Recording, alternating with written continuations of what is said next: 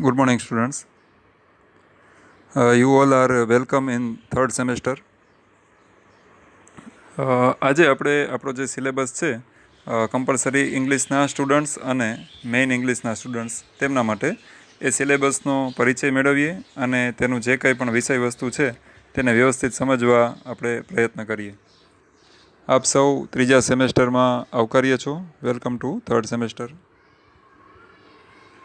સૌપ્રથમ તો કમ્પલસરી ઇંગ્લિશના જે સ્ટુડન્ટ્સ છે તેમને માટે આપ જે સિલેબસ છે આ ઓડિયો સાથે જે મૂકેલ છે એ આપ આપણી સાથે રાખજો. આમ તો આગલા સેશનમાં મેં જે છે તે આ સિલેબસને આપણા વોટ્સએપ ગ્રુપમાં મૂક્યો જ છે, તો એ આપની સામે રાખજો અને જેથી આપણી સમજૂતી જે છે એ વ્યવસ્થિત તમે મેળવી શકો. સૌ પ્રથમ તબક્કામાં આપણી જે ટેક્સ્ટ બુક છે તેનું નામ લખેલું છે તે છે હોરાઇઝન્સ. તે આપણું પાઠ્યપુસ્તક છે. Horizons a textbook for college students એ આપણું પાઠ્યપુસ્તક. એનું જે સેક્શન 1 છે તે સંપૂર્ણપણે આપણા અભ્યાસક્રમમાં છે. એમાં 3 પ્રોઝ અને 3 પોએટ્રી એટલે કે કાવ્યો છે. 3 ગદ્ય અને 3 પદ્ય. જુઓ, કાઉન્સમાં લખ્યું છે. મેકમિલન પબ્લિકેશનની આ બુક છે અને તે આપ જો આ પુસ્તકને ખરીદવા ઈચ્છો તો કોઈ બુક સ્ટોરમાંથી પણ ખરીદી શકો છો અથવા તો આપણા કોલેજના ગ્રંથાલયમાંથી પણ તે આપને મળી શકશે. આ બુક્સમાંથી 28 માર્ક્સનું પૂછાય છે તેવું સિલેબસમાં લખેલું આપને જોવા મળે છે. પરંતુ સ્ટુડન્ટ્સ, હું એક વાતની અહીં સ્પષ્ટતા કરીશ કે જે માર્ક્સ છે, પેપર સ્ટાઇલ જે માર્ક્સનું વેઇટેજ છે એ એના વિશે મારે એ જ કહેવાનું છે કે જેમ આગલા વખતે આપણે જાણીએ છીએ કે જે કોવિડ-19 મહામારીને લીધે જે પેપર સ્ટાઇલ છે તેમાં પેપરના ફોર્મેટમાં જે અનિવાર્ય ફેરફારો કરવામાં આવ્યા હતા એને અનુલક્ષીને યુનિવર્સિટી સમયે જે પરિપત્રો બહાર પાડે એ પ્રમાણે પેપરના ફોર્મેટમાં પરિવર્તન થવાની આપણે માનસિક તૈયારી રાખવી જોઈએ અને તે માટે આપણે તૈયાર રહેવું જોઈએ. એટલે અત્યારે તો આપણે જે વિષય વસ્તુ છે એને યોગ્ય રીતે તૈયાર કરીએ એટલું જ આપણી જવાબદારીમાં આવે છે, એટલું જ આપણા માટે પૂરતું છે. પછી એ કેટલા માર્ક્સમાં પૂછાય, પ્રશ્નનું સ્વરૂપ કઈ રીતે પૂછાય, એ આપને અમે શિક્ષકો અવારનવાર યુનિવર્સિટીના પરિપત્રો અનુસાર માહિતગાર કરતા રહેશું. તો એ માટે જે કોઈ પણ પરિવર્તન આવે તે માટે આપણે તૈયાર રહેવું જ પડશે. આ હોરાઇઝન્સ બુકમાંથી 3 પાઠ અને 3 કાવ્ય જે સેક્શન 1માં આવેલ છે તે આપણા સિલેબસમાં છે. એ ત્રણેય જે પાઠ છે તેનું વિષય વસ્તુ, તેના પ્રશ્નો અને આ જ રીતે તેમનો કેન્દ્રવર્તી વિચાર, તેનું થીમ, આ બધું જે છે એ સિવાય 3 કાવ્યો જે છે તેનું વિષય વસ્તુ, તેને લગતા પ્રશ્નો, શબ્દાર્થ, તેનું થીમ, તેનું સેન્ટ્રલ આઈડિયા, એ બધું આપણે પ્રિપેર કરવાનું રહેશે. સેકન્ડ ટોપિક જે છે એ છે ગ્રામેટિકલ. ગ્રામરમાં પ્રથમ મુદ્દો જુઓ, તે છે મોડલ ઓક્ઝિલરીઝ. મોડલ ઓક્ઝિલરીઝ આપણે ઘણીવાર સેન્ટેન્સીસમાં should, could, may, might, must વગેરેનો યુઝ કરતા હોય છે. તો આ રીતે મોડલ ઓક્ઝિલરીઝ જે છે એના ઉપયોગો શું હોય છે, એ શું દર્શાવે છે, એની વચ્ચેનો તફાવત, અલગ અલગ મોડલ ઓક્ઝિલરી વચ્ચેનો ડિફરન્સ શું છે વગેરે આપણે સ્ટડી કરવાનું રહેશે. એક્ઝામ્પલ સાથે એ આપણે સમજીશું. Transformation of sentences. જુઓ, અત્યારે આપણે યુનિટ 2ના ગ્રામરના આપણે મુદ્દાની ચર્ચા કરી રહ્યા છીએ. Transformation of sentences. ટ્રાન્સફોર્મેશન એટલે રૂપાંતરણ. એક સેન્ટેન્સનું, એક વાક્યનું એકમાંથી બીજા સ્વરૂપમાં રૂપાંતર. એવું પણ પૂછી શકે કે અફર્મેટિવ સેન્ટેન્સ હોય જેને આપણે વિધાન વાક્ય કહેતા હોય છે તો એમાંથી ઇન્ટ્રોગેટિવ પ્રશ્નાર્થ વાક્ય બનાવવું. કોઈ પોઝિટિવ સેન્ટેન્સ જેને આપણે ઘણીવાર પોઝિટિવ કહેતા હોય છે, એઝર્ટિવ સેન્ટેન્સ વિધાન વાક્ય, એને નેગેટિવ બનાવો. ટેન્સ ચેન્જ કરો. એક્ટિવ વોઇસ હોય તો પેસિવ વોઇસ બનાવો. આ રીતે વાક્યના જે રૂપાંતરણ છે તે આપણે આમાં કરવાના રહેશે. નેક્સ્ટ જે ટોપિક છે એ છે યુનિટ 3માં ટ્રાન્સલેશન ઓફ સેન્ટેન્સ. આપણે જાણીએ છીએ Gujarati to English and English to Gujarati. ઘણો સરળ મુદ્દો છે. સામાન્ય રીતે આમાં 2 વસ્તુ મહત્ત્વની હોય છે ટ્રાન્સલેશનમાં આપણા માટે. એમાં પહેલો મુદ્દો છે વોકેબ્યુલરી એટલે કે શબ્દ ભંડોળ. આપણું શબ્દ ભંડોળનું જ્ઞાન જેટલું વિશાળ હશે તેટલો આપણને વાક્યમાં યોગ્ય શબ્દ માટે અન્ય ભાષાનો યોગ્ય શબ્દ જે છે એ પસંદ કરવામાં સરળતા રહેશે. એ પ્રથમ વસ્તુ, એટલે કે આપણે અવારનવાર ક્લાસમાં પણ કહેતા જ હોય છે કે સ્પેલિંગ જેટલા બને એટલા પાકા કરવા જોઈએ. એ વસ્તુ અહીં આપણને કામ આવશે. નેક્સ્ટ બીજો જે મહત્ત્વનો મુદ્દો છે ટ્રાન્સલેશન માટે એ છે ગ્રામરનું નોલેજ. તો એ ગ્રામરનું નોલેજ છે એ પણ પ્રેક્ટિસથી તૈયાર થઈ શકે. અને સામાન્ય રીતે 10th સ્ટાન્ડર્ડ કે 12th સ્ટાન્ડર્ડ સુધીનું એટલે કે 11-12 સુધીનું જે છે તે આપણે પૂછાતું હોય છે. ઇંગ્લિશ ટુ ગુજરાતી અને ગુજરાતી ટુ ઇંગ્લિશ આ બંને ટ્રાન્સલેશન આપણા સિલેબસમાં છે. અને એ ખાસ ધ્યાનમાં રાખવા જેવો મુદ્દો છે સ્ટુડન્ટ્સ કે ગ્રામેટિકલ જે પ્રેક્ટિસ છે એ તો જરૂરી છે જ આ ટ્રાન્સલેશનની પ્રેક્ટિસ માટે, પછી એ ગુજરાતી ટુ ઇંગ્લિશ હોય કે ઇંગ્લિશ ટુ ગુજરાતી હોય.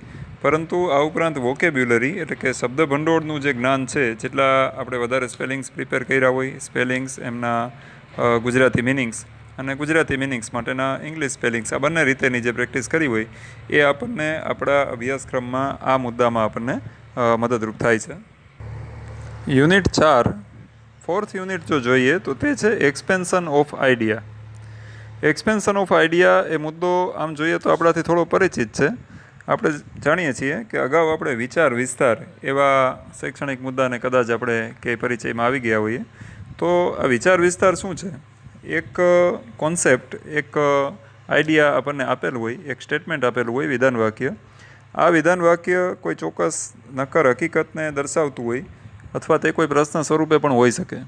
તેના વિશે વિસ્તૃતમાં માહિતી લખવી, તેના વિશે વિગતવાર વિવિધ તેની સાથે સંકળાયેલા મુદ્દાઓની ચર્ચા કરવી, તેના પ્લસ પોઈન્ટ્સ, તેના માઇનસ પોઈન્ટ્સ, એડવાન્ટેજીસ, ડિસએડવાન્ટેજીસ, આ બધાનું ડિસ્કશન કરવું.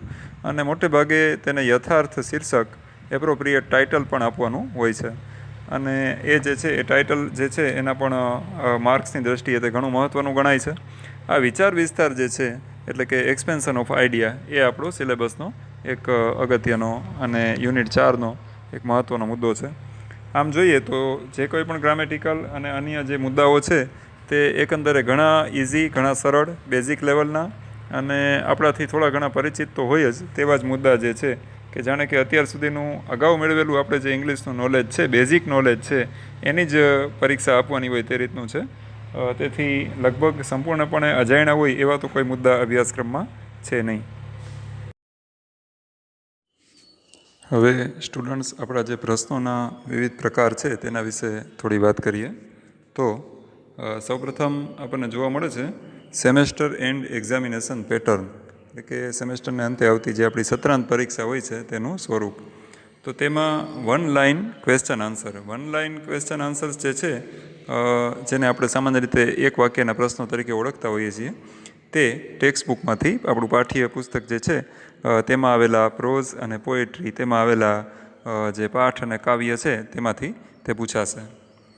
ત્યારબાદ brief question answers.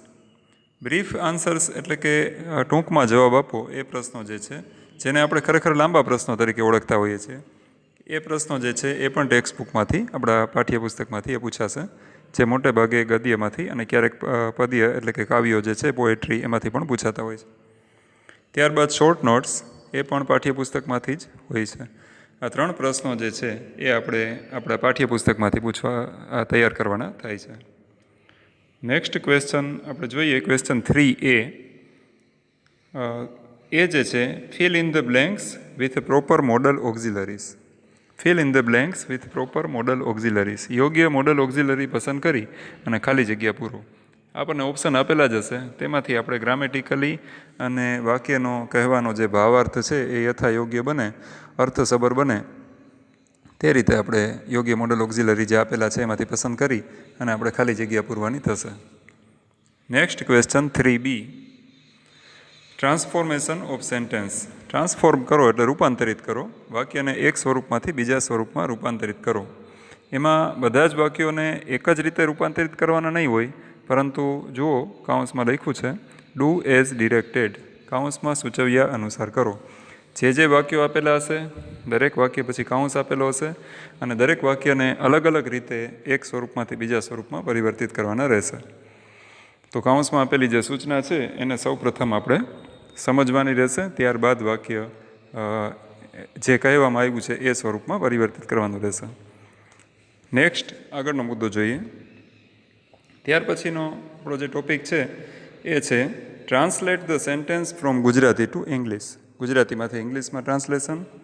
Next topic 4B. એ પણ ટ્રાન્સલેશન છે, એ ઇંગ્લિશ ટુ ગુજરાતી, અંગ્રેજીમાંથી ગુજરાતીમાં ભાષાંતર. આમ વિદ્યાર્થીઓ આપણને જોવા મળે છે કે ઇંગ્લિશમાંથી ગુજરાતી અને ગુજરાતીમાંથી ઇંગ્લિશ આ બંને ભાષાંતરના સ્વતંત્ર રીતે અલગ અલગ આપણને પ્રશ્નો પૂછાવાની શક્યતા છે. એવું આપણને અત્યારે યુનિવર્સિટીએ આપેલું જે એક્ઝામ પેપર પેટર્ન છે તેમાં બંનેના સેપરેટ સ્વતંત્ર પ્રશ્નો દર્શાવવામાં આવ્યા છે. નેક્સ્ટ ક્વેશ્ચન નંબર 5 એ છે એક્સપેન્શન ઓફ આઈડિયા. જેમાં આપણે હમણાં જ વાત કરી કે વિચાર વિસ્તાર. કોઈ એક સિદ્ધાંત અથવા એક માન્યતા છે એ વિધાન વાક્ય અથવા પ્રશ્ન સ્વરૂપે આપેલું હોય તેને આપણે વિસ્તૃતમાં રજૂઆત, તેના વિશે પૂરતી ચર્ચા, તેના પ્લસ પોઈન્ટ્સ, માઇનસ પોઈન્ટ્સ, તેના ફાયદા ગેરફાયદા, તેની સાથે સંકળાયેલા પરિબળો, એનું સંપૂર્ણપણે વિસ્તૃત તેની આપણે ચર્ચા, એની ડિસ્કશન કરવાની હોય છે. તેમજ તે જે વિષય વસ્તુ છે તેને યોગ્ય શીર્ષક, એને એપ્રોપ્રિએટ એવું ટાઇટલ પણ આપણે આપવાનું હોય છે. સ્ટુડન્ટ્સ, આપણે એક વાત છે એ ખાસ અહીંયા ધ્યાનમાં રાખવાની રહી કે યુનિવર્સિટીએ આ જે વિચાર વિસ્તાર આપણને પૂછાશે તેનું આપણને લિસ્ટ આપી જ દીધેલું છે અને એ લિસ્ટમાંથી જ પૂછાશે તેવું આપણને કહેવામાં આવ્યું છે.